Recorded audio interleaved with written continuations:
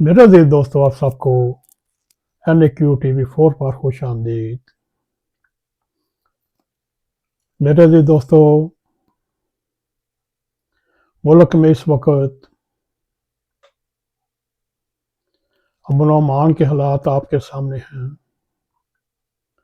ایک طرف اقتدار، انا، گھمنڈ کی جنگ جاری ہے، اور اس کے دوسری طرف پاکستان کے طول و عرض میں، چاہے وہ بلوچستان کا صوبہ ہو، چاہے وہ خیبر پختونخوا کا علاقہ ہو، اس وقت دہشت گردی کی لہر نے نہایت ہی تیزی کے ساتھ یہ جنگ پھیلتی نظر آ رہی ہے۔ اور اگر ہم یہ دیکھیں، ان دونوں مسائل کی وجہ سے بے پناہ انسانی جانیں ضائع ہو رہی ہیں۔ میرے عزیز دوستو، اسلام آباد میں ظاہری طور پر تحریک انصاف کی یلغار کو روکا اور بڑے احسن رنگ میں اس احتجاج کو تحلیل کیا، مگر ان کو تحلیل کرتے ہوئے اس کے نتیجے میں پولیس اور رینجر کے 4-5 اہلکار اپنی جانوں سے گئے، جس میں ان کا بھی کوئی قصور نہیں تھا۔ اور اس کے مد مقابل تحریک انصاف کا بھی دعویٰ یہ ہے کہ اس کے 12 کارکن بھی مارے گئے۔ مگر میرے عزیز دوستو، سوچنے والی بات یہ ہے، تحریک انصاف کا جو سوشل میڈیا ہے یا اس کے مرکزی لیڈران جو ہیں، تحریک انصاف کا جنرل سیکرٹری یہ کہہ رہا ہے ہمارے 20 کے قریب کارکن مارے گئے، شیر افضل مربوط یہ کہہ رہا ہے 30 کے قریب، وقاص اکرم یہ کہہ رہا ہے 50 کے قریب، اور ان کے سینئر رہنما لطیف کھوسہ صاحب 278 سے لے کر 350 تک کے تعداد بتا رہے ہیں۔ اور تحریک انصاف کی طرف سے 12 کارکنوں کا دعویٰ کیا جا رہا ہے۔ میرے عزیز دوستو، بات یہ مرنے کی تعداد کی نہیں، اگر ایک بھی جاں بحق ہو جائے وہ بھی نہایت ہی افسوسناک ہے۔ میرے عزیز دوستو،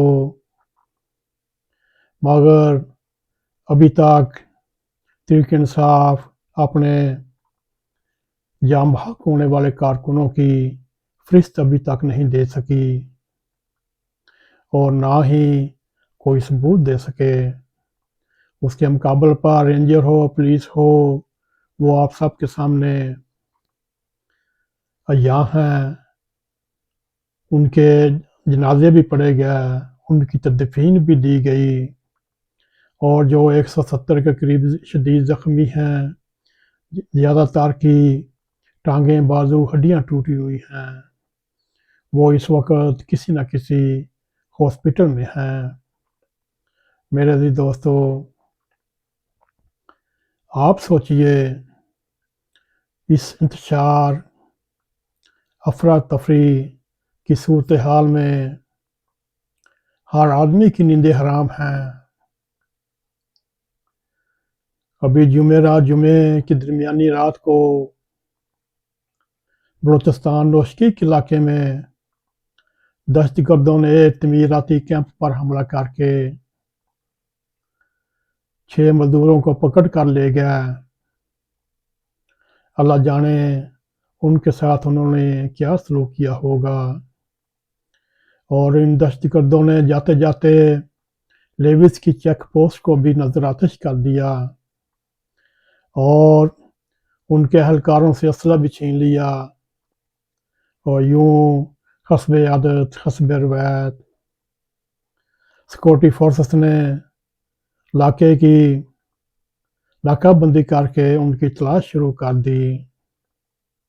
میرے عزیز دوستو، یہ میں مختصراً پاکستان کے امن و امان کے بارے میں طول و عرض میں جو حالات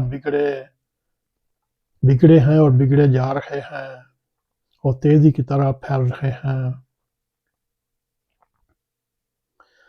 ادھر خیبر پختونخوا کے ضلع کرم میں بھی، جیسا کہ آپ کو علم ہوگا، قبائل کے درمیان ہونے والے تصادم نے اس وقت 172 یا 74 کے قریب افراد جاں بحق ہو چکے ہیں اور 200 کے قریب زخمی ہیں، مگر یہ قتل و غارت کا یہ سلسلہ بلا روک و ٹوک جاری و ساری ہے، کیونکہ صوبائی حکومت نے اپنی ساری توجہ، ساری طاقتیں، سارے رجحان تحریک انصاف کے چیئرمین کی رہائی پر لگائے ہوئے ہیں۔ اس کو رہائی تو عدالتوں کے ذریعے ہی ملنی ہے۔ میرے عزیز دوستو، ان فریقین کے درمیان سیز فائر کی اطلاع بھی ہے، مگر اس کے باوجود والی جنگ پورے زور و شور کے ساتھ جاری ہے، کیونکہ اس جنگ کو پوری قوت کے ساتھ کوئی روکنے والا نہیں۔ لا اینڈ آرڈر کی یہ صورتحال قوم کے آنے والے وقت کے تناظر میں نہایت ہی خطرناک ہے۔ قانون نافذ کرنے والے ادارے یقیناً حالات کو کنٹرول کرنے کی کوشش کر رہے ہوں گے، مگر وطن عزیز میں سیاسی عدم استحکام، سیاسی عدم توجہی معاملات میں بگاڑ پیدا کر رہا ہے اور سیاستدانوں کے بیانات پر جلتی پر تیل کا کام دے رہا ہے۔ میرے عزیز دوستو، وفاقی اور صوبائی حکومتوں کو امن و امان کو لاحق خطرات کو دور کرنا چاہیے۔ سیاسی اختلافات اپنی جگہ پر ہوں گے، مگر وطن کی سالمیت کے لیے مل جل کر کام کرنا ہوگا، اور یہ وقت نہیں کہ اپنی قوتیں ایک دوسرے کو نیچا دکھانے کے لیے استعمال ہونی چاہیے۔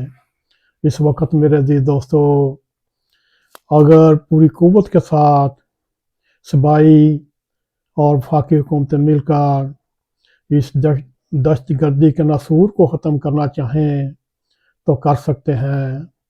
سب سے پہلے ان کے سہولت کاروں کو پکڑنا ہوگا، چاہے وہ سیاسی جماعتوں سے تعلق رکھتے ہوں، چاہے مذہبی جماعتوں سے تعلق رکھتے ہوں۔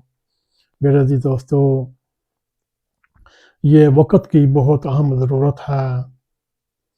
میرے عزیز دوستو، آئیے رب کریم سے دعا کرتے ہیں، رب کریم پاکستان کو اپنے فضل و کرم کے ساتھ محفوظ رکھ، اس کی راہ میں جتنی تکلیفات مشکلات ہیں دور فرما، پاکستان میں امن و امان قائم فرما۔